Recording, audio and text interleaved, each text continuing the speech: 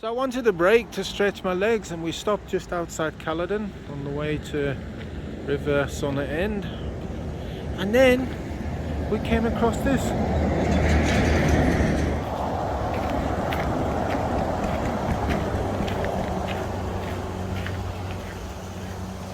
This is not the special part.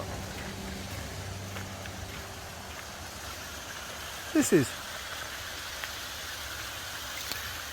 I don't know what the source of the water is, but anyway, it's a pleasant surprise to stop and stretch your legs. Now there's quite a rock face here. Look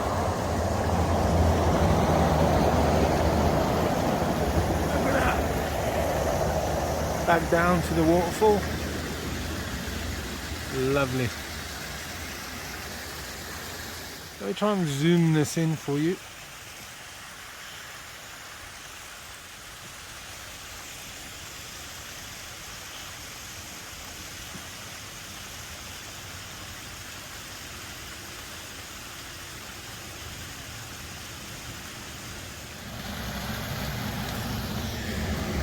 Let's just walk and see, because this, I looked just now and this looked quite interesting.